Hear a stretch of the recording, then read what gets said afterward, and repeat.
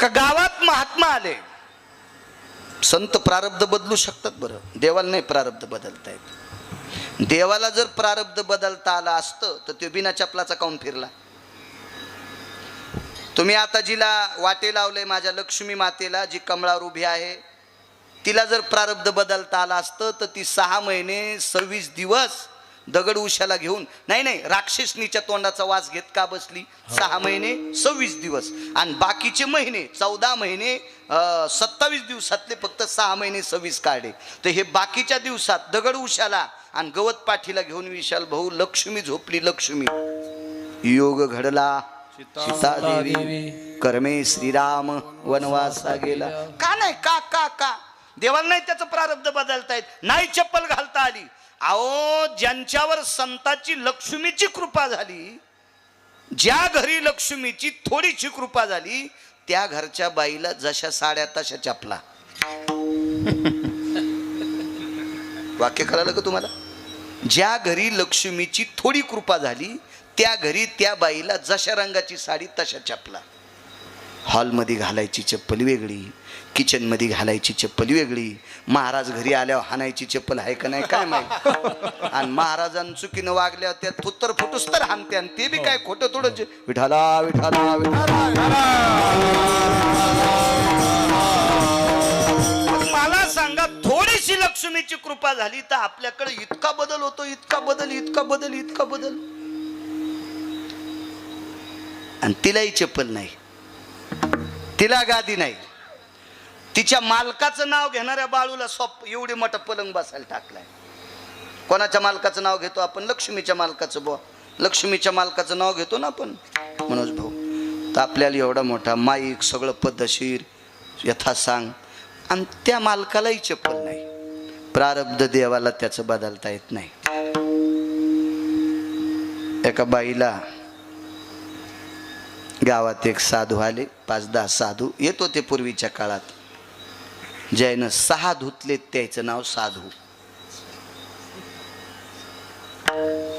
जे सगळं साध्य करते त्याला मग तुम्ही म्हणतात साधू.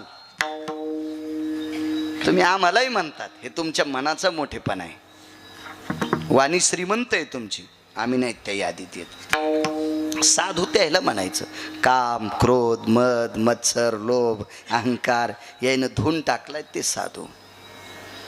अशी साधू गावामध्ये मारुतीरायाच्या मंदिरात आली. प्रारब्ध बदलत असतात, संतांचे उपकार असतात. गावात आले, संध्याकाळची वेळ आहे. रात्रीच्या वेळेला काही मुख्य साधूंनी सांगितलं, अरे फार दूरचा प्रवास झाला रे, रस्त्यात गाव नाही, या गावात यायला किती वेळ झालाय. रात्रीची 11:30 वाजलेत, 11-11:30 वाजलेत. आता सगळी लोक झोपलेली असतील, आपल्याला काय भेटल. देवात आणि संतातला फरक सांगतोय. पण काही महाराजासोबत अशी काही माणसं येतं की त्यांच्यामुळं महाराज मोठा होतो. महाराजांना कमीपणा आणायचं नाही बरं. आणि असे काही माणसं येतं की महाराज त्याच्यामुळे भ्रष्ट होतो. अशा 14 व्याख्या येतात. अशा काही महाराष्ट्रात मावल्या येतात, नालायक नवऱ्याला सुद्धा मोठं करतात. मायबापाचं नाव सांभाळण्यासाठी वाटेला आलेलं कोणाचं खुरपण असेल, कोणाचा कापूस वेचणं असेल, कोणाची सोयाबीन कापणे असेल, कोणाची तूर कापणे असेल, वाटेल ते काम करील. पण आपल्या मालकाचं आणि आईवडिलाचं नाव मोठं करण्यासाठी ती त्याला मोठं करते. अशा मावल्या 14 पैकी 2-3 व्याख्या 2 सांगितल्या तुम्हाला. कारण संगती संग दोष, संगतीमुळे माणसं मोठी होऊ शकत असतात. तेवढ्या मोठ्या सात्विक महाराजांच्या सानिध्यात त्यांची शिष्य सुद्धा चांगली होती. नाही तर बरेच शिष्य असे असतात, गाडीत बसणार पण गाडी पंक्चर झाल्यावर ते झोपणार. ड्रायव्हर गाडी खोलायला आहे, महाराज मोबाईलची बॅटरी लावायला आहे. ड्रायव्हर थकला, महाराजांनी धोतर खोचलं, पुन्हा टायर खोललं, आणि हे नंतर उठले. म्हणजे भाऊ कसं काय हो, गाडी थांबल्यावानी झालती. हो अशीच थांबली होती, मधात सासरवाडी होती आमची. हा असं नाही, मी तुम्हाला नाही म्हणालो बापू, असं तसं. बा लेकी बोले सुने लागे, असं काही बी अंगावर नाही करता घेतलं पाहिजे. मी असं सरळ सरळ सांगाल, मग रेडीमेड कपड्याचं दुकान आहे, मी कोणाला कशाला कपडे शिवू, आहे का नाही? असं होतं. अशीच शिष्य चांगलं उपरणं असलं की बाबा गोड वाटायला राव. हो. महाराज इकू नको म्हणजे बरं आहे कुठं. असे त्या महाराजांचे शिष्य चांगले होते ना मनोज भाऊ, चांगले होते. ते म्हणले गुरुवर्य प्रसाद आणतो आम्ही. त्या गुरुवर्यांनी सांगितलं, अरे वेडे आहेत का, लोक मारतील तुम्हाला, आपण संन्यासी माणसं आहेत, भगव्या कपड्यातले, आपण ब्रह्मचारी आहेत, आपल्याला काही नियम आहेत, मर्यादा आहेत आपल्याला. रात्री अपरात्री कोणाच्या चौकटीला हात कसा लावताय ना आपल्याला. पण ते म्हणले तुमच्या मर्यादेला तडा जाऊ देणार नाहीत असं वागतो. अधिकारी होते ते, काय सामान्य ब्रह्मचारी होते काय, साधू होते ते, मारुतीरायाच्या सानिध्यातले. आणि ते त्याच्यातले 2 शिष्य गेले आणि एक शिष्य चतुर होता, त्यानं आवाज दिला, भिक्षाम देहि मा. बाय म्हणलं, मा काय याला पोटात बरम्यानं आणलं, काय म्हणते काय मिळत नाही, काय काळ पडा गो याला, रातच्या 11:30ला भाकर मागायले. अशा बाय म्हणले. अख्ख्या गावाला चक्कर मारली भाऊ, अख्ख्या गावाला. दुसरा म्हणला, अरे गुरुजी म्हणले होते भिक्षा भेटत नाही. शांत बस म्हणला, भिक्षा दिलीतच गुरुजीला तोंड दाखवीन, अन्यथा मी माझ्या मार्गाने निघून जाईन, एकदा माझ्यासोबत चल. आणि मग गेले तर आवाज दिला, जो कोणी 1 भाकर देईल त्याला 1 पोरग होईल, 1 भाकर देईल त्याला 1 पोरगी होईल. नुसतं पोरगच कसं म्हणायचं, आणि साऱ्याला पोरं झाल्या आपल्या पोरायला लक्ष्मी कुठून आणायच्या. गुरुवर्य रामदेव बाबाच्या संस्थेत पाठवायचे का पेस्ट इकायला, ब्रश शिकायला, आहे का नाही? आपल्या महाराज मंडळीतला दर्जेदार उद्योगातलं रत्न कोण असेल तर रामदेव बाबा. काय उद्योगातलं रत्न रामदेव बाबा. तुम्ही जरा टाकी जाणं, आपण बी काहीतरी 2-4 मशीद पाळायच्या, एखादी गायच पाळायची. काय काय उद्योग रामदेव बाबाचे. वाती पण लक्ष्मी आल, वाती पण रामदेव बाबाचे. आदर्श घेतला पाहिजे तशा माणसाचा. अहो संन्यासी माणूस किती उद्योग. आपण 1-1 लक्ष्मी केली, आपल्याकडे पण 1-1 उद्योग असावा. उद्योगं वर्धन्ते लक्ष्मी, आहे का नाही? कोणाला लक्ष्मी माळ घालीत नसते. आदर्श घेतला पाहिजे त्याचा. हो, म्हणून पोरी सुद्धा हो अशा अपेक्षा करी जा. जो कोणी 1 भाकर देईल त्याला 1 कन्या होईल, ज्याला जो कोणी 1 भाकर देईल त्याला 1 मुलगा होईल. आता ते हिंदी भाषेत होता. 1 रोटी देगा उसे 1 बच्चा होगा, 1 रोटी देगा उसे 1 बच्चा होगा. विशाल भाऊ त्यानं आरोळी ठोकली. एका बाईच्या घरात 5 भाकरी होत्या. त्या बाईचा नियम होता, मालक आल्याशिवाय ती जेवत नव्हती. ती का तुमची आमची बायको थोडीच होती. श्रावणात एका ठिकाणी तेरवीचं कीर्तन केलं आणि त्याच्याची तेरवी ती असंच गांजा फुके होतं. पण पोराचा काळ सुधारला आणि बापाची तेरी ठुली. ते असंच गांजा फुकेन. ते फुकून दिल्यावर त्याच्या अंगातून देशीचा वास येत होता. आणि त्याच्या तेरवीला मग कीर्तन. तर म्हणलं आपण कडे आता घरीच जेवा. सोमवार होता, घरी सोडू. तर आमच्या घरचे म्हणले, बाई तुम्ही आलात का? म्हणलं हो. तू सोमवार सोडा? हो. आणि मी येऊस तर काऊन नाही थांबली? भाज्या गार झाल्या असत्या. नाही, तुमची लय खसखस पिकली. इतकी येडपट बायको नाही मी. तितकी येडी असती तर मी पण गुरुवर्य रामदेव बाबाच्या संस्थेत गेलो असतो ना. पण नाही, तुम्हाला राग येईल तुमच्या बायकायला म्हणून मी माझ्या बायकोवर घेतलंय. पण गळ्यात शपथ तुमच्या बायकायचं सांगायलो हे मात्र ध्यानात ठेवा. विठाला विठाला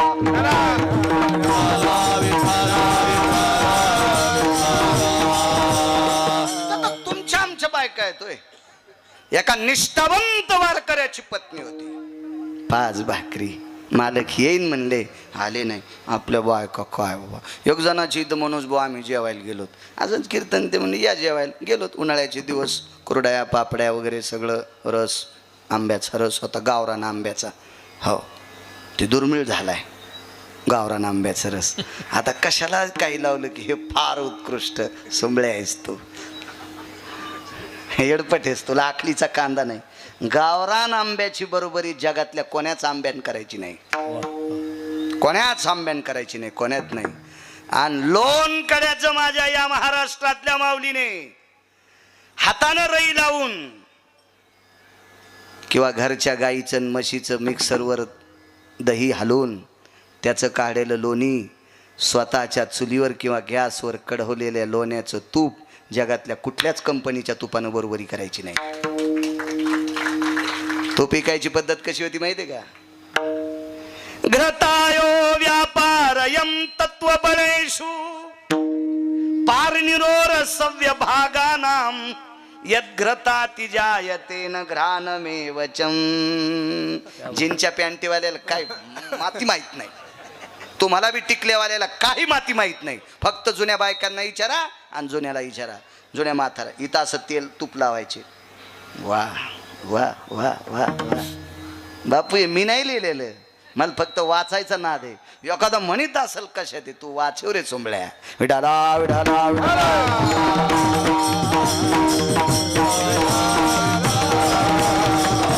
दर्जेदार दर्जेदार काय सांगत होतो? हा, जेवायला गेलो होतो आम्ही. घरच्या गावरान आंब्याचा रस होता. आम्ही जेवलोत मस्त छान पद्धतशीर. जवळच कीर्तन मनोज बुवा, मग आता इथे कीर्तन करून असंच पुढं जायचं आंबा जोगायला. तिथंच आराम केला. आराम केल्या म्हणलं आता ताई तुम्ही जेवा बरं, आमचे जेवण झालेत बसा. नाही महाराज तुम्हाला वाटेल. मी म्हणलं बाई तुम्ही जेवा, मला उशिरा जायचंय. मग ती बाई, त्या बाईन स्वयंपाकाला 2-3 शेजारनी बोलील, त्या 4 जण जेवायला बसल्या. मी बाहेर गेलो, असा दारातून जाता जाता पाहिलं स्वयंपाक घराकडं, तर 4 जेवायला बसल्या. आणि जिच्या इथं आम्ही जेवलोत का तिच्या ताटात भजेत नव्हते. तर मी यजमानाला म्हणलं आम्हाला थोडे कमी वाढे असते तरी जमलं असतं, तुमच्या मंडळीच्या ताटात भजे नाहीत. नाही म्हणले महाराज ती आता खात नाही. म्हणलं का? ती तळतानाच खाती.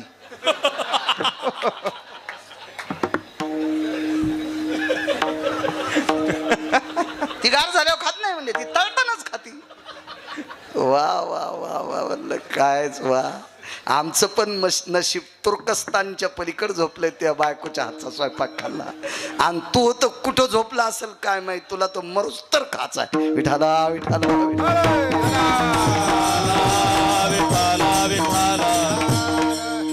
सात्विक बाई खिडकीचं दार काढलं, पाहलं.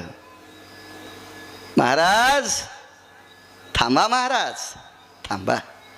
पदर सावरला, कपाळावर सुंदर अशी कुंकवाची चिरी होती. चिरी होती, चिरी होती. आज कसे कपाळ शोभिवंत दिसायले त्यांचे बघा ना. महालक्ष्मीच्या निमित्तानं का होत नाही, टिकल्यावर का पण एक एक बोट कुंकाचं लावलंय. असंच तुम्हाला वाटू द्या, गिरगावच्या बाळ्याची शपथ आहे. टिकली लावा, मी नाही म्हणणार तुम्हाला कुंकू लावा, टिकली लावा. पण रोज टिकली लावल्याच्या नंतर लाकडाच्या बगव्यामध्ये ठेवलेल्या कुंकवाचं बोट टिकलीवर लाई जा. देवतरुयाम यतुलशियत सर्वा पवित्रो भयजाया यत सर्वातिथिं कुंकुमार्जितं नैवं गांजाकसं लिखितं वेदाति मंत्रशक्ति भयव्याप्ति हो सर्वो ललाटं प्रपटले अर्जिवतं कुंकुमा सर्वस्थिता विलेपन सर्व सौभाग्यप्रदायिनी.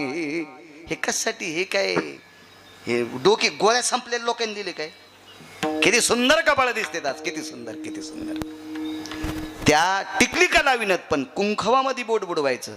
समर्पितम देवतरुहा म्हणजे तुळशी, एक बोट तिकडं करायचं आणि दुसरं बोट बुडवून, किंवा आपल्या घरामध्ये आपल्या सासूबाई आपल्या आजीबाई सुवासिन जर गेल्या असतील तर त्यांचं नाव घेऊन बगव्यात बोट घालून आपल्या कपाळाला लावायचं. कारण मालकाच्या अगोदर जाणारी स्त्री चंद्र सूर्य येतोपर्यंत ती सौभाग्यवती असते. चंद्र सूर्य आहे तोपर्यंत. त्याचे खूप शास्त्रात दंडक आहे. सुंदरशी कपाळावर कुंकवाची चिरी होती. आवाज दिला, महाराज. भाकरीचं टोपलं घेतलं,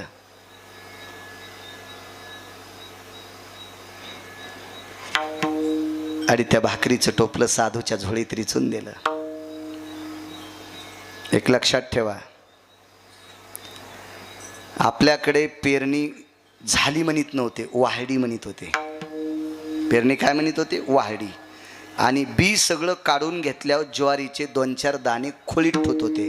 2-4 दाणे खोळीत ठेवत होते. खोळ कधीच रिकामी ठेवत नव्हते.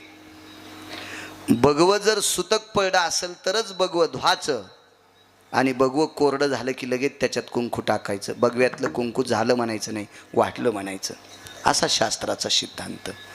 आणि जुन्या बायका टोपल्यातल्या भाकरी दुरुडीतल्या देत असताना नवऱ्याला जरी भाकरी वाढायची असेल विशाल भाऊ, तर दुरडी रिकामी करून कधीच वाढीत नव्हत्या. त्या भाकरीचा थोडासा तुकडा दुरडीत टाकायचा आणि मग नवऱ्याला मालकाला भाकरी वाढायची, म्हणजे भाकरीचं टोपलं रिकामट होत नव्हत्या.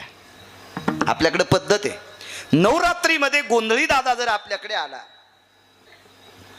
वासुदेव जर आला, मार्गशीर्ष महिन्यामध्ये वासुदेव आला, चैत्र महिन्यामध्ये पांगुळ आला, तर त्याला ज्या वेळेला आपली माऊली, शेतकऱ्याची माऊली ज्या वेळेला ज्वारी तांदूळ देते का, त्यावेळेला त्याच्यातले 2-3 तांदूळ तिच्या ताटात टाकीत असतो, ज्वारीचे दाणे टाकीत असतो, रिक्त पात्र ठेवत नसतात. हिनं सगळं टोपलं महात्म्याच्या झोळीत रिचवलं. भाकरी 6 होत्या. बसू द्या बसू द्या बसू द्या बसू द्या, बस बस बाळा बस. इतकं एवढ्या वेळ कसं उभं राहील ते. 5-7 भाकरी होत्या. ती रिकामं कसं ठेवायचं म्हणून त्याच्यातली एक भाकरी बाईच्या टोपल्यात वापस केली. भाकरी 5 होत्या. दादा 5 भाकरी होत्या. नेल्या. काय भाजी कालवण असेल, कोरड्यास असेल. कोरड्यास हा संप्रदायातला शब्द आहे. कोरड्यास हा ग्रंथातला शब्द आहे, ग्रंथातला. पण हल्ली म्हणण्याची पद्धत आहे, काय भाजी केली, वरणाला भाजी कशी म्हणतो.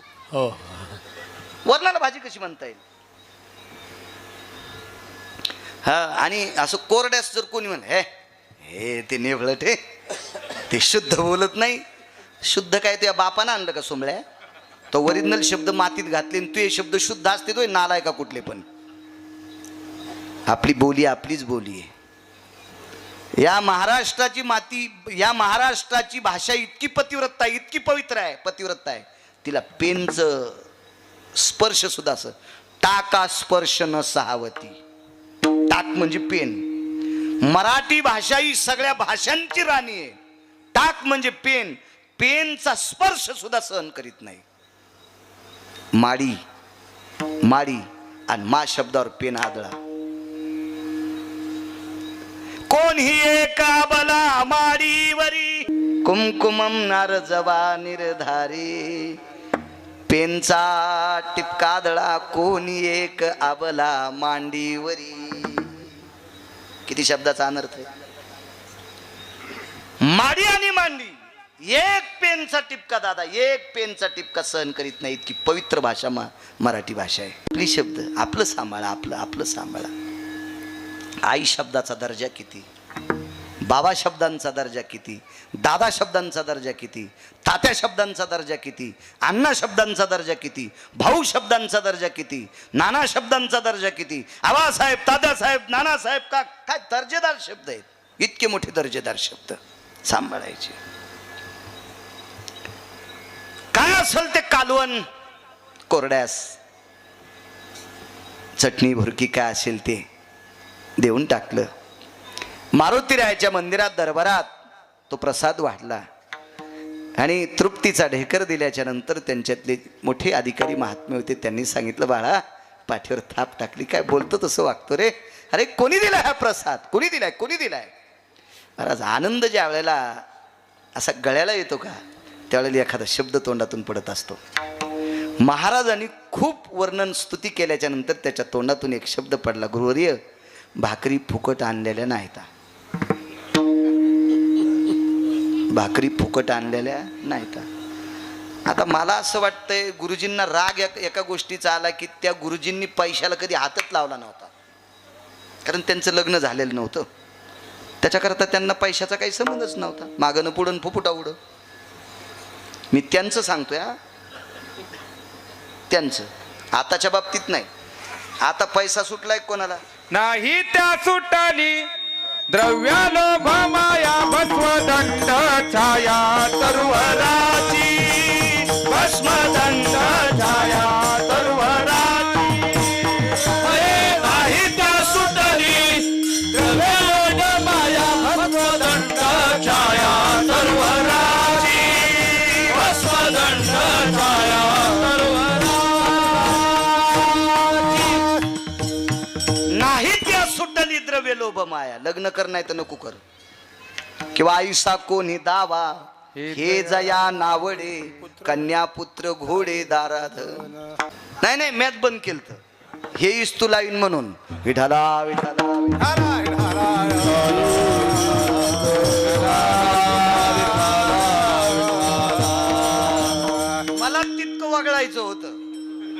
हो, कारण हे तुमचे मोबाईल आहेत ना, हे चांगले तितके आणि मोकार बी तितकेच येत. याच्यात तुम्ही अख्खं जग पहा, चांगलं सापडेल आणि आगाव बी तितकेच हो. हे मोबाईल लय चुगलेत. कोणतं बटन दाबल्यावर काही येतं आणि कोणतं दाबल्यावर काही बाहेर जातं. भाडा भाडा भाडा भाडा भाडा भाडा. अवकाळी पाऊस पडल्यावर कसे नदीला पूर येते तसा याच्यात पण पूर येतो. आपला पतिव्रता मोबाईल आहे, याच्यात काही येत नाही आणि याच्यातलं जात नाही. घ्याल पैसे नाहीत असं नाही बरं, सोन्याचा घेईन या. मला एक वाटतंय, नवरा जर व्यवस्थित किराणा आणीत असेल, सणावाराला पत्नीची सगळी प्रतिष्ठा सांभाळीत असेल, तर माहेरात गेल्यावर तिने आईला म्हणायचं, आई माझा नवरा मला देवासारखा भेटलाय, असं म्हणावं का नाही पोरीनं. इतका नवरा चांगला असल्या बी ती म्हणती, बाई मेल्याच्या संसारात इतकुस सुख नाही. तू या अंगावर झोपीत भिताड पडन, झोपीत झोपीत तुला घरा सगळं फुकून द्यावं लागन चांडाळणी. मग नवरा जर सद्गुणी असेल, रे ऋषी पोरं सोय करायला होते मग अशी बैठकीत खूप तरुण मंडळी. हो, तादरान बोला. जगाचा बाप आपल्याला 2 टायमाची सोय जर चांगली करीत असेल तर त्याच्या विरोधात काऊन बोलायचं. काय कमी केलं त्या पंढरीतल्या मालकानं, घे. पण भानगड अशी झाली, आता 90 वर्ष लुगडं घातलं, डोकं भरून पदर घेतला, कुंकू लावला, आता म्हातारपणी कशाला गाऊन घालू. आता राहिलंच किती आयुष्य गिरगावच्या बाळूचं, आता याच्यावर मरायचंय. विठ्ठला विठ्ठला विठ्ठला.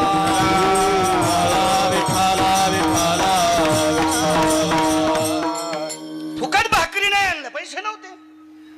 गुरुवारे म्हणले, काय दिलंस. एखाद्या घरी चोरी करून विकत आणलं की नाही. एका भाकरीला एक मुलगा कडेल दिवशी तोंडात आणली. गुरुवारी चुकलं नाही काय, त्या बापाच्या घरचं जात होतं म्हणे. एक भाकर देईल तिला 25 पोरं होईल म्हणायला पाहिजे होतेस. हा काय, तो बँकेतला अकाउंट जोड लागलं का. ह्याच्या कशाचे अकाउंट आले त्याला. ते बैता पाणी फिरता साधू, जिथं मुक्काम करतील ते त्यांचं गाव. निघाले पुढं, करतल भिक्षा मागणारी लोक होती ती. ठीक आहे म्हणले. कालांतरानं त्या गावात देवर्षी नारद आले. प्रारब्ध बदलायची ताकद संता, त्याच्यावर बोलतोय. देवर्षी नारद आले, लेकरं खेळत होते. नारदाने विचारलं, आई साहेब कोणाची आहेत. माहेत नारदा, माझे आहेत. तर नारदानं कौतुकानं पंढरपुरातल्या मालकाला एके दिवशी सांगितलं होतं, देवा मी त्या गावातून येत असताना ती बाई माझी फार आदर आतिथ्य पाद्यपूजा करते, माझा जेवायला प्रसाद देते. त्या बाईच्या दारात तिचा पाळणा हलावा. तर भगवान पांडुरंगानं सांगितलं, तिच्या नशिबात 7 जन्म नाही. मग नारद शांतच होते. तर नारदानं सहज विचारलं, बाई कोणाचे आहेत. माहेचे आहेत. नारदा जेवा नाही म्हणले. जेवा नाही, पंढरपुरातल्याची पाहतो म्हणजे सोय. आता उभेत नाही राहिले नारद, पंढरपुरापासून पळतच. भगवान हादरले, देवा खाली या. भगवान म्हणले, नारदा सांगा. भगवान खाली उतरले, नारदाला प्रणाम केला. देव मोठ्याला प्रणाम करत होते. हो, नारद भगवंताच्या अंतकरणातले लोक आहेत. हो, एकदा एखाद्याला खोटं वाटन. एके दिवशी उद्धव वैकुंठात गेले. तर उद्धवाला कधी पण वैकुंठ उघडं होतं, पण भगवान ज्या वेळेला पूजेला बसायचे का त्यावेळेला उद्धवाला प्रवेश नव्हता. आईसाहेब थांबायच्या किंवा गरुड थांबायचे. नारद आले त्यांना प्रवेश नाही, उद्धव आले त्यांना प्रवेश नाही. कोणी महाराज येऊ ती देवपूजा करेपर्यंत प्रवेश नाही. मग एके दिवशी नारदाने, उद्धवाने, अजून काही लोकांनी एक अशी मीटिंग भरवली. देवपूजा करत असताना आईसाहेबाला न जुमानता मधात प्रवेश केला. तर नारदाच्या मूर्तीवर अभिषेक चालू होता. अभिषेक चालू होता नारदाच्या मूर्तीवर. उद्धवाच्या मूर्तीला चंदन लावित होते. त्यावेळेला नारदाला आणि उद्धवाच्या लक्षात आलं, एवढ्या वेळात आपल्याला प्रवेश नाही, याचं एकमेव कारण आहे भगवंत आपली पूजा करतोय. देवाला संत आवडतात संत. प्रणाम केला, या नारदा. काय झालं नारदा, का रागावले. काय म्हणे देवा, अहो 10-15 वर्षापूर्वी मी तुम्हाला सांगितलं होतं त्या बाईली एखादं लेकरू द्या. तुम्ही म्हणले 7 जन्म नाही, तिच्या इथं 5 खेळते. तर भगवान म्हणले, नारदा त्या बाईचं प्रारब्ध बदलायची ताकद माझ्यात नाही. त्या बाईला विचारा ना, तुला 5 लेकर कोणाच्या कृपेने? तिने सांगितलं एक साधू आले.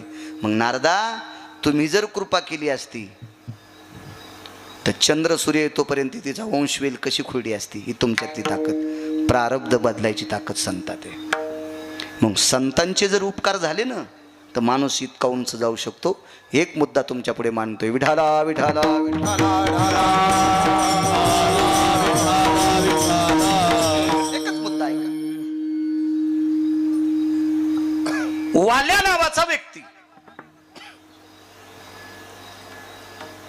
मला असं वाटतंय माझ्या माईंनो, मावल्यांनो, सात्विक, सदाचारी, पुण्यशील या भारत देशातली संपत्ती म्हणजे या देशाची स्त्री आहे. राज्यराणी व संपत्ती या देशाची स्त्री आहे. या देशातल्या सर्व सात्विकांना 9 महिने पोटात ठेवून प्रसवणाऱ्या तुम्ही आहात.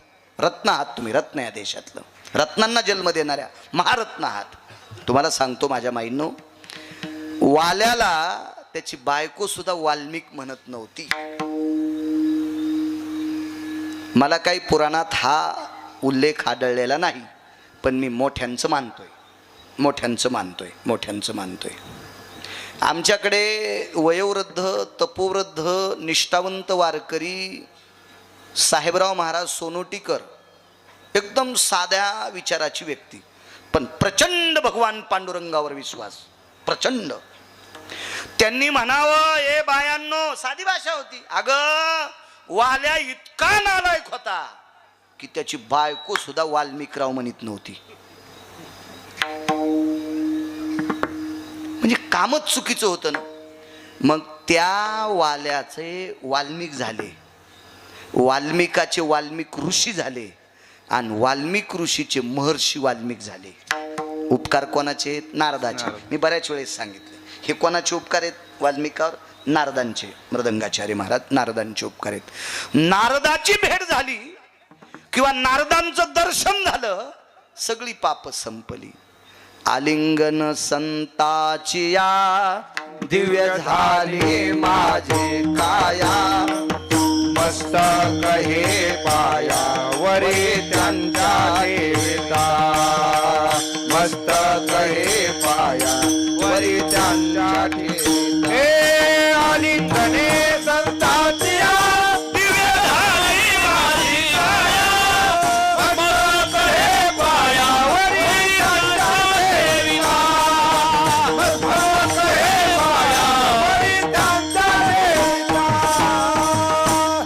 आलिंगणे संताची या, साधूला लिंगन दिले, एवढी आपली ताकद नाही. मस्तक हे पाया, त्यांच्या पायावर आपलं डोकं ठेवा, इतकं पवित्र नाही. पण संत जर रस्त्यानं जात असतील आणि वारं सुटलं, त्यांच्या पायाची धूळ जर अंगावर आली तर वासनेचे बीज.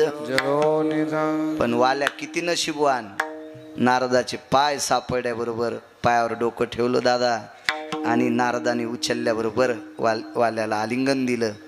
सगळी कायाच दिव्य झाली, शरीर दिव्य झालं, दिव्य शरीर झालं, दिव्य. महर्षी वाल्मिक, नुसते महर्षी नाही, या जगातले आद्य कवी कोण आहेत? कवी वाल्मिका सारिखा मान्य ऐसा. काय सांगू आता संतांचे उपकारा, काय सांगू, किती उपकार आहेत संतांचे. कवी वाल्मिका सारिखा मान्य ऐसा. आद्य कवी आहेत वाल्मिक ऋषी, फार मोठे कवी, प्रचंड विद्वान. काय कवी, कवित्व. रामायण ग्रंथ लिहिला, रामायण ग्रंथ लिहिला. आणि काय प्रभूचं चरित्र, काय मर्यादा पुरुषोत्तम प्रभू रामचंद्राचं चरित्र, किती चरित्र, किती चरित्र, किती चरित्र. वाह वाह वाह वाह वाह. हा ग्रंथ किती गोड आहे, का याच्यातला भाव किती श्रेष्ठ आहे, हे तपासण्यासाठी विश्वातल्या 1 नंबरच्या संन्याशाकडे दिले विशाल भाऊ. त्या संन्याशाचं नाव आहे मारुतीराय. आपल्याकडे सुद्धा एखादं पुस्तक जर छापलं ना तर त्याच्यावर आशीर्वाद म्हणून असते मोठ्या लोकांचे, मोठ्या लोकांचे. आता उदाहरणार्थ मी जर पुस्तक एखादं पारमार्थिक क्षेत्रातलं छापलं तर मी एखाद्या वेळेस आदरणीय गुरुवर्य तात्यांना म्हणावं, बंडा तात्यांना, तात्या बघा बरं हे बरं आहे का. गुरुवर्य घुले बाबांना म्हणावा, गुरुवर्य उल्हास बाबांना म्हणावा, अशी काही संस्थेतली एक आधारीव रत्न आहेत की ज्यांच्यामुळं आपण परमार्थ करतो. मला वाटतं गुरुवर्य महाराष्ट्रातल्या 3 शास्त्रीपैकी सुरुवातीला आलेले बरं का. आता आपण नशिबवान आहेत, आता शास्त्रींची संख्या कमी नाही. आपण इतके नशिबवान आहेत, आता शास्त्रींची आपल्याला अडचण नाही. पण सुरुवातीला महाराष्ट्रात 3 शास्त्री आले, जगन्नाथ अण्णा पवार, तुकाराम महाराज महामुनी आणि आपला मराठवाडा इतका पुण्यवान आहे. आपल्या मराठवाड्यात एक शास्त्री आहेत, प्रल्हाद शास्त्री दैठणकर. तर जगन्नाथ अण्णा पवार काव्यतीर्थ यांनी सांगावं, संसार करत असताना लहान्या माणसाकडे बघून करायचा, लहान्या माणसाकडे बघून करायचा, आणि परमार्थ करत असताना मोठ्याकडे बघून करायचा. आता एखाद्या माणसानं जर 3 लाखाचा सोफा आणला, तर तो सोफा जर विशाल भाऊ आपल्याला आणता येत नसेल, मग कसं आपण अंगावर रॉकेल घ्यायचं का कोरड्याची तोडी टाकायची नाही. आपण ते सोफा बघून जगायचंच नाही. ज्या माणसाची तर संध्याकाळी आत राहायला नाही त्याच्याकडे बघून जगायचं. 50 लाखाच्या गाडीत बसणाऱ्यानं मोटरसायकलवाल्याकडे बघून जगायचं. मनोज भाऊ, दुःखच होत नाही हो, दुःखच होत नाही. आणि परमार्थ करत असताना ज्यांनी चुका केल्या नाही त्यांच्याकडे बघून जगायचं. आपलं जीवन गोड होतंय, गोड होतंय, गोड होतंय, गोड होतंय. हो, तुम्हाला एक सांगू का, परमार्थामध्ये अशा लोकांकडे बघून परमार्थ करायचा की ज्यांच्या भक्तीला बघून मारुतराव सूर्याने लाजावं, सूर्याने लाजावं. आगा निशापती दिनपती तेजो भयोस्ति क्रांती यद भक्ती मर्मज्ञ निगुती.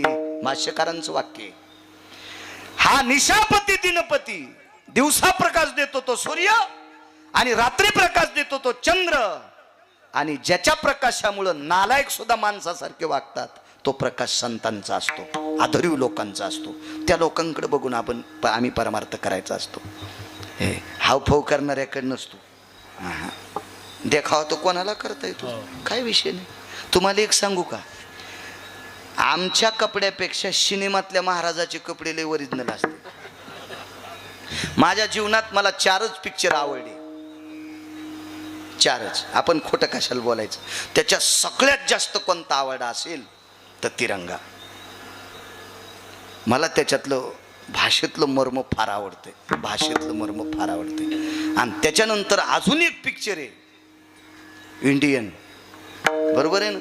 त्याच्यातला महाराज बघा बरं किती भारी दिसतो, त्या जटान त्यान. काय माणसं दुधानं आंघोळ घालायलेत, कोणी मदानं आंघोळ घालायलेत, आणि मग लाता बी खाल्ल्या.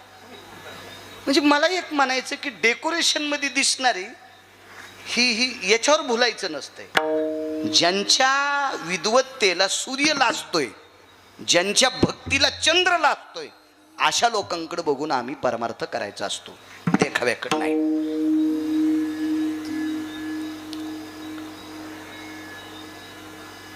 मोठ्यांकडे तपासायला दिला.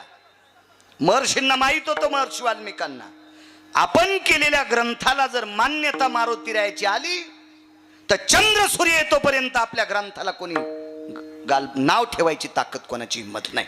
आणि मारुतीरायाकडे तो ग्रंथ देऊन टाकला, प्रणाम केला मारुतीराय. हा महाराज, नारदांचे वाल्मिकावर उपकार किती आहेत हे सांगण्यासाठी माझ्याकडे वाणी नाही, पण नारदापेक्षा किती पटीचे उपकार मारुतीरायाचे वाल्मिकावर आहेत हे सांगण्यासाठी ब्रह्मदेवाकडे बी शब्द नाही. नारदाचे उपकार वाल्मिकावर, वाल्याचे वाल्मिक ऋषी केले, महर्षी केले, हे मान्य करील. वाटपाड्या वाल्या हा साधू केले, हे मान्य करील. पण साधुत्वाला सिद्ध तत्वात वाणीत आणण्याची ताकद मला असं वाटते नारदांकडे सुद्धा अपुरी असावी, नारदांकडे सुद्धा अपुरी असावी. कारण 3.5 मिनिटाकरता नारदाचा पाय घसरलेला होता, 3.5 मिनिटाकरता नारदाचा पाय घसरलेला होता.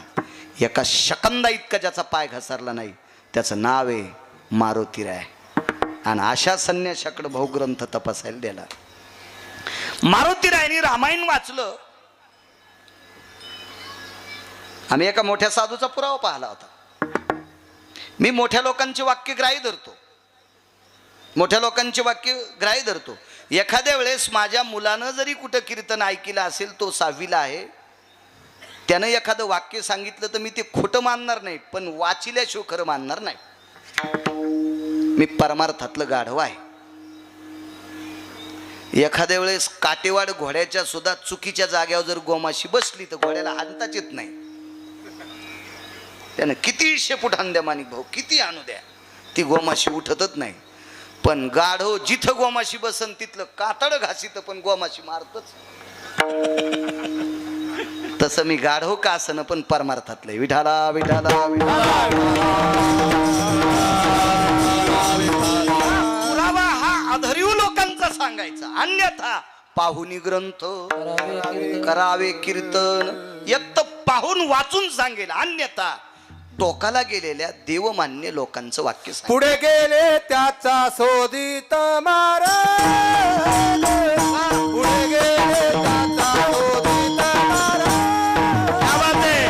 पुढे गेले त्याचा शोधित महाराज, पुढे गेले त्याचा शोधित महाराज, पुढे गेले त्याचा शोधित महाराज, पुढे गेले त्याचा शोधित महाराज, पुढे गेले त्याचा शोधित महाराज, पुढे गेले त्याचा शोधित महाराज.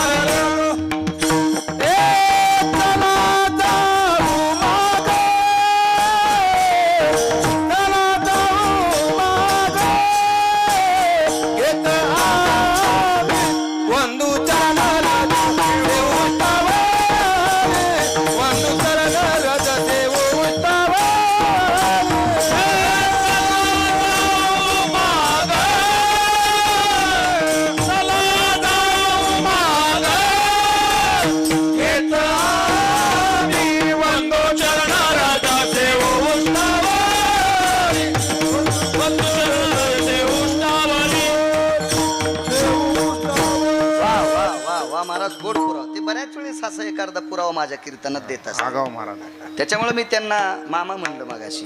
तुकाराम महाराज आगाव. नाही, आडनाव जरी आगाव असेल तरी ते आगाव नाहीत ना ते. हुशार, परमानातला बादशाह माणूस. वा. आणि माणिक भाऊ उत्तरेश्वर बापून आम्ही एखादी गोष्ट पाहिले ना, मी जरी सांगितलं असेल तर मी त्यांना म्हणत असतो, तुम्ही घरी जाऊन पाहत जा. गिरगावचा बाळू सांगतोय म्हणून तुम्ही भागवतात सांगू नका, किंवा मी सांगतो म्हणून ते बी चांगले भागवतकार आहेत, चांगले कीर्त. कालांतरानं त्याचेच भागवत ऐकायला मला बस जायचं आता. छान भागवत सांगते ते, पण तुम्ही माझं ऐकून सरळ सांगायचं नाही, आधी घरी जाऊन पाहायचं. हो, घरी जाऊन पाहायचं. मी पण मोठ्यांचे फार असे चांगली चांगली मुद्दे ऐकत असतो. एखाद्या महात्म्यांची कोणी सांगितलं बैठकीत वगैरे ऐकायचं आणि त्याच्यावर आपण डोकं लावायचं. चला, मारुतीरायाकडे ग्रंथ दिला. ते एखादं पुस्तक मगाशी मी जसं सांगितलं तसं, तात्या आमच्या पुस्तकाला तुमचे आशीर्वाद असावे, बाबा आमच्या पुस्तकाला तुमचे आशीर्वाद असावे, गुरुवर्य आमच्या पुस्तकाला तुमचे आशीर्वाद असावे.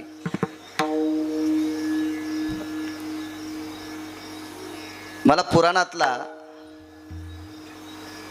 असा मधला गोडवा 2 लोकांचा आवडायचा. एक मी ज्यांना पाहिलं नाही ते माधव महाराज मगर सूरजखेडकर, आणि ज्यांची किमान 20 ते 25 फक्त पंढरपूरला प्रवचन ऐकले आणि कीर्तनं 2च ऐकली, असे धर्मभास्कर वक्ते बाबा. विशाल भाऊ, मला या लोकांचं फार असं चुनाट आतलं आवडायचं, आतलं आतलं. काही कोण्या बाईला करता येईल, कोणाला करता येईल, पण करडीचा भात एकाही टिकल्या लावणाऱ्या पोरीला करता येणार नाही, इतकं मात्र सांगेल. जे करड भात म्हणतो का आपण, एकाही माझ्या एकाही बहिणीला, माझं वय जरा थोडंसं पुढे गेलंय, एखादी कमी वयाची असेल तर माझ्या एकाही मुलीला करड भात करता येणार नाही. तो फक्त जुन्या बायकांनाच. फार एखाद्या म्हातारीला कळाला असेल करड भात कशाला म्हणतात. हो, आणि केलाच एखादीनं तर तिनं केलेला खाल्ल्या तांब्या ठेवायचं कामच पडणार नाही. आता ठुणं तांब्या जाऊन येणं हौदात भरणं, जाऊन येणं हौदात भरणं. म्हणजे असा एक काही काही ठराविक लोकांचा असा एक त्यांची पकड असती ती एक आगळं वेगळं ह्या लोकांचं जुनाट. मी एका व्यक्तीच्या मुखारविंदातून 40 मिनिटं रावण ऐकला. 40 मिनिटं रावण 40 मिनिटं. मी सांगत असेल, रावणानं सीताई साहेबाकडं वक्रदृष्टीनं पाहिलं, रावणाने भावाला लात मारली, रावणाला असं कळत नव्हतं, पण हुशार व्यक्तीच्या मुखारविंदातून ऐकलं. रावणाचा संस्कृतवर इतका पगडा होता, इतका अस्खलित पगडा होता की ज्याच्या संस्कृत विद्वत्तेला भगवान वैद्यनाथ सुद्धा बोलले. विशाल भाऊ वैद्यनाथ सुद्धा बोलले. भगवान शिवशंकर बोलले. भगवान शिवशंकर बोलले.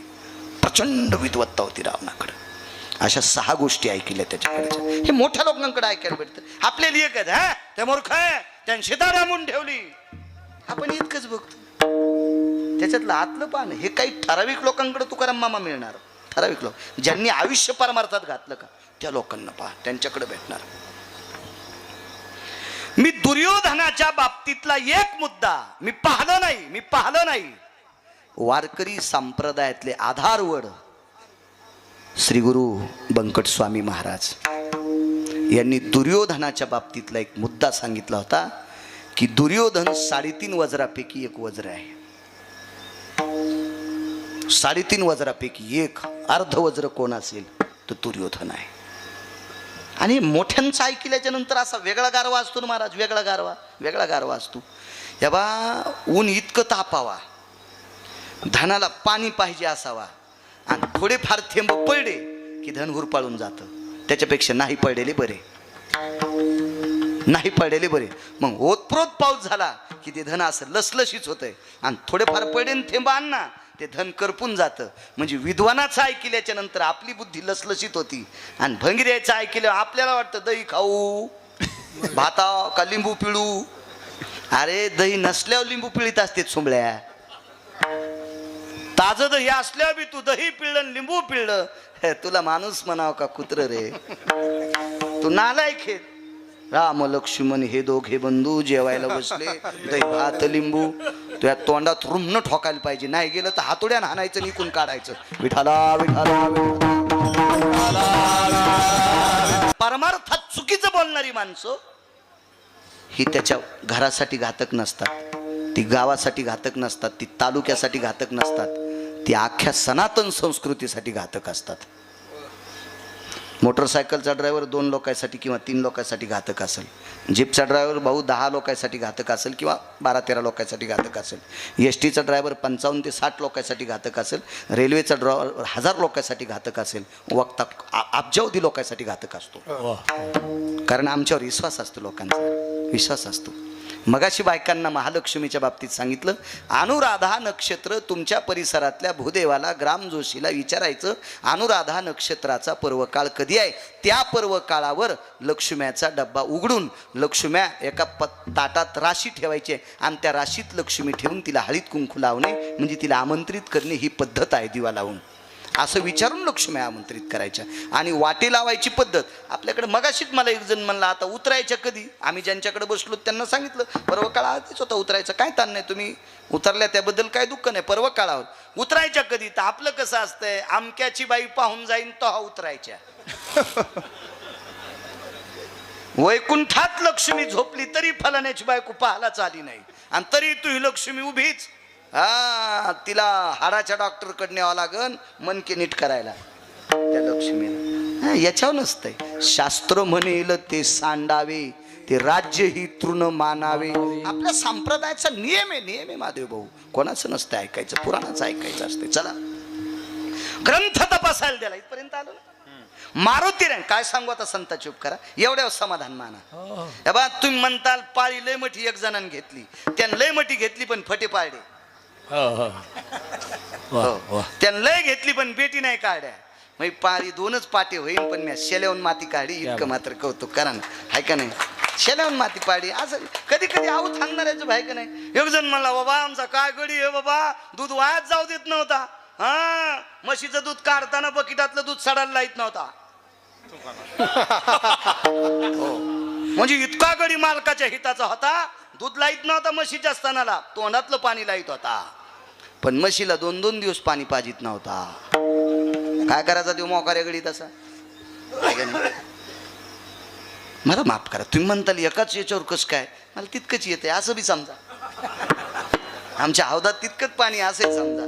नाही रिकामा होऊ देणार हौद. हा हा, ज्या दिवशी हौद रिकामा होईल त्या दिवशी पंढरपुरातल्या मालकानं भरपूर जमीन दिली, तीच खुरपीत राहायचं. विठाला विठाला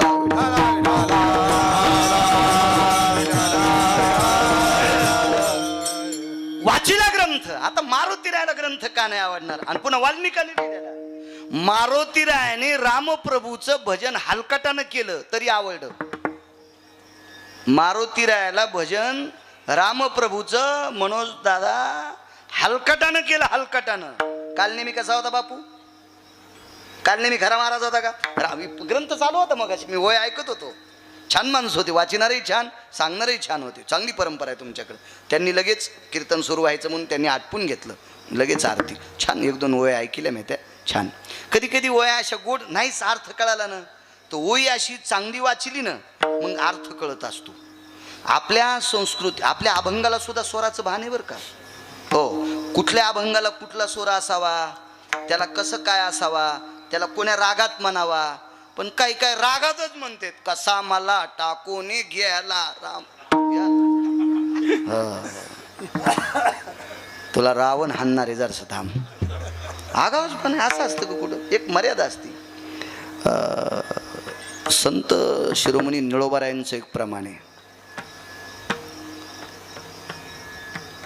निळा म्हणे नवरस देख जानती विरळा गायक दे. ज्याला गायनातल्या नवरसाचं सूत्र कळतंय तो वारकरी संप्रदायातला भजने आहे. आणि ज्याला काहीच कळत नाही त्याला आईच्या बाबतीत जर बोलायचं असेल तर वेगळं सांगावं, बापाच्या बाबतीत जर वेगळं असेल तर ते सांगावं, माय बापाच्या बाबतीत बोलायचं असेल तर सकळ तीर्थाचे धुरे जे का जाण माता पितरे, अशा काही गोष्टी सांगाय. पुराण त्याच्यासाठी आहे ना, लिहिलेलं आहे ना. आयुष्य कमी पडेल सोंबळ्या इतकं पुराण आहे. ते सांग, ते सांग, मधला गर्दा सांगू नको. तू ह्या पदरात नुसते दगड आणि यायच्या डोक्यावर डोंगर टाकून चालला आणि पैसे घेऊन जातो. विढाला विढाला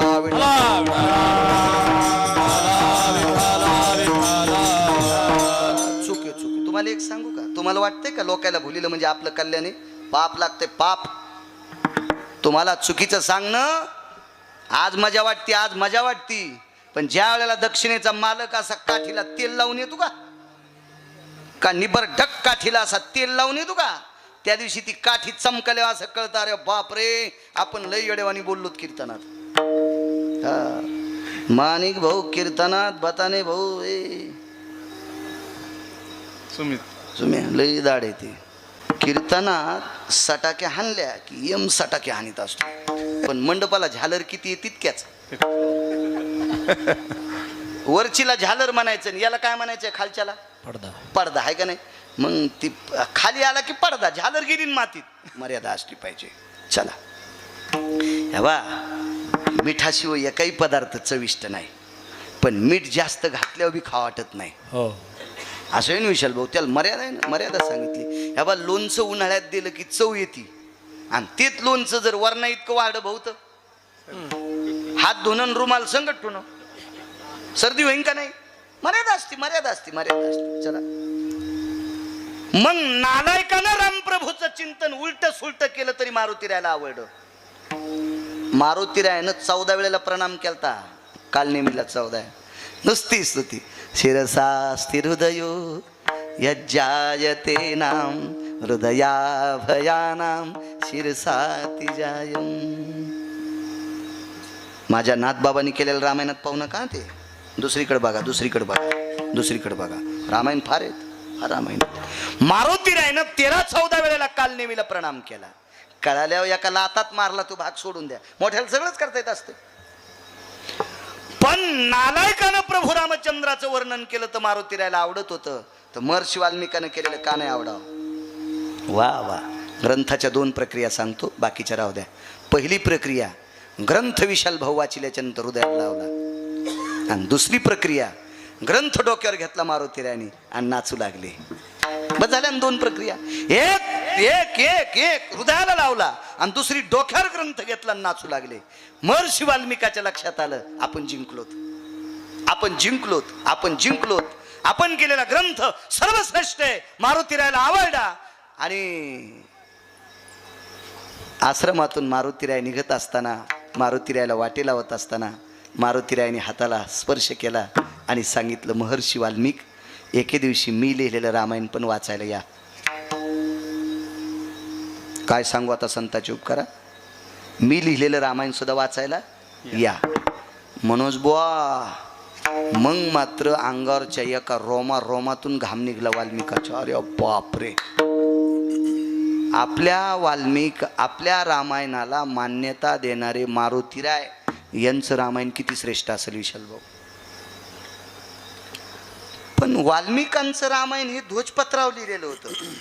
ध्वजपत्र जिंच्या पॅन्टीवाल्यांना, हे ऋषी तुम्हाला माहीत नसेल एखाद्या वेळेस, हे तरुण भाई तुम्हाला माहीत नसेल, पण जुन्या म्हातारीला आणि जुन्या ह्या अण्णासारख्या वयस्कर लोकांना विचारा, विशाल भाऊ तुम्हालाही कळत असेल, काशीचे कापडी आपल्याकडे ज्या वेळेला येत होते का, काशीचे कापडी, त्यांना ठराविक गावं होते, त्याच्या 4-4, 5-5 गावाची त्यांना ती बांधिलकी असायची. आणि तो कापडी भाऊ आपल्याकडे आल्याच्या नंतर आपल्याला जो गोड मुरमुऱ्याचा प्रसाद देत होता का, तो ध्वजपत्रावर टेकून देत होता. ध्वजपत्रावर टेकून देत होता. आणि त्यांचं जर एखादं जुनं घर असेल, 1-2 वर्षाला काशीला कोणी येत असेल, तर त्यांना लाखाचे शिवशंकर देत होते. लाख नावाचा एक पदार्थ असतो. पूर्वीच्या काळात मतदानाच्या पेट्या सील करायला लाखच वापरीत होते. मी काय मतदान अधिकारी नव्हतो, पण मला लाख कळतो. लाख 14 ठिकाणी वापरतात. शहाणा सोनार मणी दबू नये, गळ्यातले बायकांचे मणी असे दबू नये म्हणून त्याच्या मधात लाख घालीत होता. लाख. आणि ते पेट्या भाऊ पॅक करायला ते लाख असा मेणबत्तीवर वितळायचा आणि असा लावायचा. लाखाची शिवलिंग देत होते त्या काळामध्ये. असो, तर ते ध्वजपत्र होतं, विशिष्ट प्रकारच्या झाडाची साल, त्याच्यावर ग्रंथ लिहिलेला होता. पण मारुतीरायानं सांगितलं, मी रामायण लिहिले ते बघायला या. काय सांगू आता संतांचे उपकारा, की संतांनी केलेले उपकार चंद्र सूर्य येतोपर्यंत संपत नाहीत. त्यांची उंची मापण्यासाठी ब्रह्मदेवाचं माप कमी पडतंय. तर तुमची माझी काय कथा आहे बघा पुढे. तो वाल्मिकाच्या रोमातून घाम निघाला आणि महर्षी वाल्मिक मारुतीरायाला सांगतात, आजच येतो ना. चेहरा पडला, बरं चेहरा पडला, आजच येतो ना. मारुतीराय म्हणले चला. आता मारुतीराय थोडंच असं काय काम होतं की त्याला असं थोडंच होतं. बायको म्हणली आता परळीला जायचं ना, आपल्याला दागिने आणायचे. बायको म्हणली लक्ष्मीचा साज आणायचा. का पप्याची माय म्हणली आता पोरायला काय कपडेच आणायचे. आज थोडं काही काम, काही गरजच नव्हती. बायता पाणी फिरता साधू. ते मारुतीराय होते, फक्कड साधू होते. ते फक्कड साधू. माझ्या लहानपणी एक आमच्या गावात बाबा यायची. त्याच्या पुढे पैसे टाकल्यावर ते पैशाला हात लाईत नव्हतं, पण शिष्य थैलीत भरून नेत होतं. असे होते का मारुतीरायच होते ते, काहीच विषय नाही. चला म्हणले. तिथे गेल्याच्या नंतर समुद्र कोणता असेल बापू सांगता येईल तुम्हाला? जाग्रताया मापंपती निरयो, जाग्रता नाम आपांपती निरयो. समुद्र किती आहेत? 7. आपण भागवतात पाहिले. प्रियव्रतां भयरहं वरायं चक्रसुधा भय जायन्ते. प्रियव्रता भय चक्रसुधा रहंवर भययनि जायन्ते. वृष्णिर भययनि सुधाति रहंवर प्रिया भयायनि जायन्ते. प्रियव्रता भय प्रियव्रता भय जायन्ते. बापूच सांगते. प्रियव्रत नावाचा राजा ज्या रथात बसला, त्याचा रथ ज्या ज्या दिशेने गेला. प्रियव्रत, व्रत म्हणजे नियम आणि प्रिय म्हणजे आवड. ज्याला नियमाविषयी आवड होती असा एक राजा भारत देशाला लाभला, त्याला प्रियव्रत नावाचा राजा म्हणतात. राजे 46 पाहले, काही तत्वातले, काही 63 पाहले, काही 114 पाहले. वेगवेगळे तत्व आहेत राजाचे, वेगवेगळे. त्याच्यातला श्रीमंत राजा भारत देशाला लाभला, त्याचं नाव होतं भरत. या देशावर आईतकं प्रेम केलं म्हणून या देशाला भारत देश नाव पडलं. भारताच्या श्रीमंतीचं वर्णन, भारताच्या वैभवाचं वर्णन पैठणच्या मालकांनी बापू जास्त केलं. आपण पाहिल्या वया किती तरी पैठणच्या मालकांनी जास्त केलं.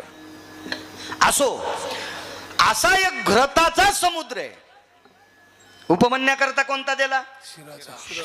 शिर. शिर म्हणजे काय? दूध. दुधाचा समुद्र, लवणाचा समुद्र. आता आपण कोण्या समुद्राचं पाणी पिलं तर आपल्यासाठी लवणाचाच आहे. लवण म्हणजे खडा नाही, लवण म्हणजे मीठ. लवणाग्रो पांपती जायम, कारण तितकी जीभ आपली लायकीची नाही त्याच्यातलं दूध चाखायसाठी. त्याच्यासाठी उपमन्य व्हावं लागेल, त्याच्यासाठी उपमन्य व्हावं लागेल. आणि घरताच्या समुद्राचं महत्व, तुम्ही 12 ज्योतिर्लिंगापैकी एका भगवान शिवजीच्या अधिष्ठानावर जातात, त्या एका स्वरूपाचे 2 भाग झालेले आहेत. एका ठिकाणी लोणी लावतात, तिथे भगवान शिवजींना एका पशुच्या रूपात असताना अर्जुनाची गदा लागली होती म्हणून तिथं लोणी लावण्याची पद्धत आहे. घरताय नवनीतयो यत्कालाति जायते. अजून त्याची 3 कारणं म्हणून त्या समुद्राला घरताचा समुद्र म्हणतात. आता त्या कोण्या भागात आहे तुम्ही घरी गेल्यावर पहा ना. मी गुत्त थोडं घेतलं, मा टाइम तर संपला. तुम्ही घरी गेल्यावर बघा ना, ते बघा ना. तुम्ही म्हणताल मग तुला येत नाही. असं समजा, मी तुम्हाला का कामाला लावतो, तुम्ही जितके हुशार होताल का तितके आमचे लोक नीट रस्त्याने चालतील. आणि तुम्ही जितके येडेवानी करताल का मग आमचे गाणेच म्हणतील. क्या बात. आम्ही रस्त्यानं चालण्यासाठी तुम्हाला विद्वान व्हावं लागेल, तुम्हाला विद्वान व्हावं लागेल. महाराज, प्रमाण कधी म्हणता आलं? कीर्तनकार प्रमाणात असला तर तुम्हाला प्रमाण म्हणता येईल. आणि कीर्तनकार प्रमाणाच्या बाहेर गेल्यावर तुम्हाला काय आपलं विठ्ठल विठ्ठल म्हणणे आहे का नाही? मापात असावं, मापात असावं सगळं माप. चला म्हणले, शिळा होत्या स्फटिकाच्या, काही शिळा होत्या शालिमार दगडाच्या. शालिमार दगड म्हणजे विटेवरच्या मालकाची मूर्ती ज्या स्वरूपात दिसती का त्याला शालिमार नावाचा पाषाण म्हणतात. अशा शिळा होत्या काळ्या ठिकर काजळासारख्या, काही शिळा होत्या स्फटिकासारख्या. या सर्व शिळेवर रामायण महर्षी वाल्मिकानं ध्वजपत्रावर लिहिलं आणि मारुतीरायनं रामायण पाषाणाच्या शिळेवर नखानं लिहिलं. काव्यास्तुत्य सर्वानां नारायणो नखाग्रेषु. पुढं 3 वया इतक्या सुंदर आहेत बापू, इतक्या सुंदर, इतक्या सुंदर, हृदयाला असा पाझर फोडतेला अशा वयात. काय मोठ्या लोकांचं वाक्य असतं महाराज. काही लोक काय विद्वान, चक्रांकित महाराज, धारुरकर शास्त्री. हा पुरावा सगळ्यात जास्त टोकाचा कोणी सांगितला असेल तर रामचंद्र महाराज, डोंगरोजी महाराज त्यांनी सांगितलं. फार मोठा पुरावा याचा, असा अस्खलित पुरावा, अस्खलित पुरावा. भागवतातलं मर्मज्ञ होते. गुरुवर्य रामचंद्र महाराज भागवत सांगत असताना उन्हाळ्याच्या दिवसात जर गरमी होत असेल तर समोर ठेवलेला वाटीतला रंगनाथ त्यांना वारं घालीत होता. वाटीतला गोपाल कृष्ण त्यांना वारं घालायचा. एवढे इतकी विद्वत्तान, एवढं वागणं, परमार्थातलं पोषक रत्न. आणि त्या पाषाणाच्या शिळा मारुतीरायनं असा शेपटीनं असं वारं घातल्याबरोबर त्याच्यावर बसलेली धूळ, त्याच्यावर चढलेल्या वेली, त्याच्यावर पडलेली पानं, ही सगळी विशाल भाऊ बाजूला सरकली. आणि ब्रह्मदेवाला डोळे 8 होते, 8 डोळे होते, 8. आपल्याला 2 आहेत म्हणून चष्मा लागला. त्याला 8 होते ना, इतके कसे कामाला येते ना. चष्मा लावला आपण. एक जण मला म्हणला, बाळू महाराज हे कानाच्या छिद्रातून आवाज येतो, मग हे कशाला दिले भाकरी, हे असे फालके कशाला दिले, फालके कशाला दिले. तर मी म्हणलं चष्मा लागल्यावर अडकवायला दिले. नाही, चष्मा लागल्यावर हे जर नसतं तर खोट्या ठोकल्या असत्या का? आणि खोट्या ठोकल्या आवाज कशाचा आला असता? देवानं जे जे दिलंय ते फायद्याच दिलंय हो. हे हो. आणि तुम्ही बघा ना, देवाने असे कान दिलेत. तुम्ही आंघोळ करताना पाण्याचा शिपका हाना, मधात पाणी जात नाही, पाणी जात नाही. ते जिलेबीच्या येड्यावानी आतून आतून अशी अटाळे. काय हुशार देव. नाही तर असा पाण्याचा शिपका आणल्यावर इकून पाणी गेला असतं, इकून आला असतो. काय त्याचं एक एक काम, काय डोक्याचं जीव, सगळ्या गोष्टी. काय देव देवच त्याला देव म्हणतात ना. जगात कान मोठे दिले फक्त गणपती बाप्पाला, पोट मोठं दिलं गणपती बाप्पाला. आणि गणपती बाप्पाचे सगळ्यात जर इंद्रियात लहान काय असेल तर डोळे आहेत. डोळे. मोठ्यांचं वाक्य सांगतोय, मारुतीरायाचे डोळे इतके लहान आहेत, सगळ्यातलं सगळं पाहतात. मारुतीराय आपल्या याचे गणपती बाप्पाचे, गणपती बाप्पाचे इतके कान, ते मारुतीरायचं आठवायलेत ना, चरित्र त्यांचं चालू होतं. गणपती बाप्पाचे कान भाऊ इतके मोठे आहेत, इतके मोठे आहेत, भंगिऱ्याचं पण ऐकून मधात ठेवतात आणि ह्या पोटात साठवितात आणि मग खरं काय ते ठेवतात आणि खोटं फेकून देतात. म्हणून तो महाभारत लिहिण्यासाठी गणपती बाप्पात निवडले होते. श्रीमूळ वेद व्यास भगवान, 1.25 लक्ष भारत केले निर्माण. तया प्रति प्रश्न केला जन्मे जयान, समूळ सांगा मजला पूर्वज कथन. जय देव जय श्री पांडवा, धर्म भीम अर्जुन नकुल सहदेवा. गणपती बाप्पाला महाभारत लिहिण्याचा 18,000 श्लोकाचा संपूर्ण 1.25 लक्ष श्लोकाचा, हे भागवताचे श्लोक झाले, 1.25 लक्ष श्लोक लिहिण्याचा मान. कारण त्यांची दृष्टीच इतकी गोड होती, कानच इतके व्यापक होते. हा, जो नाही आवडला तो श्लोक बाजूला फेकला. कुठ शब्द ते ह्याचे सुद्धा महाभारताचे सुद्धा कुठ श्लोक होते, काढून टाकले ते. चला मग 8 डोळ्याने वाचिलं रामायण. पण ब्रह्मदेवाच्या लक्षात आलं, आपण लिहिलेलं रामायण मारुतीरायनं छातीला लावलं, डोक्यावर घेतलं, काय काय केलं. पण हे रामायण ज्या वेळेला लोक वाचतील त्यावेळेला आपल्या रामायणाला कवडीची किंमत राहणार नाही. हे कोणाच्या लक्षात आलं माहिती आहे का? महर्षी वाल्मिकाच्या. महाराज महर्षी वाल्मिक हे संसारिक होते. अगोदर होतेच ना संसारिक, नंतरचं काय असू द्या, पण काय होते अगोदर? संसारिक होते. तरी पण मारुतीराय त्यांच्या आश्रमावर आल्यावर तुम्हाला काय देऊ असं वाल्मिक ऋषींच्या तोंडातून वाक्य पडलेलं नाही. मारुतीराय निष्ठावंत संन्यासी, निष्ठावंत ब्रह्मचारी, ज्यांच्या आईला सुद्धा कळालं नाही पोरग आहे का पोरगी, लक्षणावरून ओळखीलं पोरग आहे. इंद्रिय दिसलीच नाही भाऊ, जन्मताच कासोटा होता कमरेला बांधलेला. आईला आणि बापाला सुद्धा इंद्रिय नाही, पाहायला भेटले नाही, इतका कमरेला कासोटा घातलेले. आणि तसा विरक्त महात्मा महर्षी वाल्मिकाला जाताना म्हणले, काय देऊ, काय देऊ तुम्हाला, काय देऊ, काय देऊ. तर महर्षी वाल्मिकानं सांगितलं, खरंच देताल का, खरंच देताल का? हो. मग जे रामायण तुम्ही छातीला लावून डोक्यावर घेऊन नाचलात ते रामायण जगप्रसिद्ध झालं पाहिजे. तथास्तु. विशाल भाऊ, काय कृपा झाली, सगळ्या शिळा उचलल्या आणि समुद्रात टाकून दिल्या. सगळ्या शिळा उचलल्या आणि समुद्रात टाकल्या. जर मारुतीरायनं या रामायण लिहिलेल्या शिळा टाकल्या नसत्या तर महर्षी वाल्मिकाने केलेल्या काव्याला का तिला इतकी किंमत राहिली नसती. म्हणून नारदानी परमार्थात आणलं इथपर्यंत उपकार असतील. पण चंद्र सूर्य तोपर्यंत जर वाल्मिकाला मोठं केलं असेल तर ते मारुतीरायचे उपकार. म्हणून मालक पहिल्या कडव्यात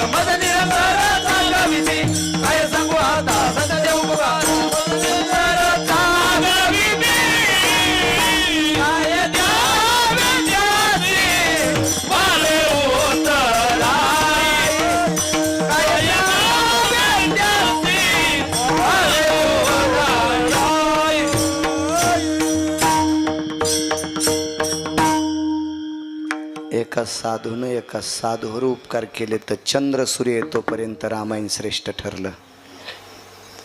असेच उपकार भगवान वैद्यनाथाचे, भगवान गणेशाचे, भगवान ज्ञानोबराय, तुकोबराय, नामदेवराय, चोखोबरायाचे उपकार आदरणीय सामाजिक क्षेत्रामध्ये ज्या व्यक्तीची फार मोठी उंच भरारी आहे, या नगरीतील सात्विक सदाचारी पुण्यशील पावन मुली आपल्या सासरी जात असताना त्यांना एक श्रद्धेची भेट द्यावी असा ज्या व्यक्तीच्या अंतःकरणात भाव आहे, दुखी सुखी सर्व लोकांना हॉस्पिटलपर्यंत पोचवायचं काम करण्याचा एक सामाजिक वारसा आहे आणि स्वयं श्रद्धेतून, आपल्या चातुर्यातून, आपल्या बुद्धीतून, आपल्या युक्तिवादातून, आपल्या श्रमातून प्राप्त झालेला अर्थ असे धार्मिक उत्सव करण्याचा ज्यांचा वारसा आहे, असे राजेशजी फडभाऊ. जसा मारुतीरायचा कृपा जशी महर्षी वाल्मिकावर झाली, असाच आशीर्वाद सर्व संतांचा, साधूंचा, येत्यांचा, योग्यांचा, तप्यांचा, तुम्हासारख्या थोरांचा आशीर्वाद राजेश भाऊंना लाभो आणि त्यांच्या अंतःकरणातल्या सदिच्छा पूर्णत्वाला जावो अशी भगवान गणेशाच्या चरणी प्रार्थना करतो आणि माझ्या वाणीला विराम देतो. विठोबा रखुमाई.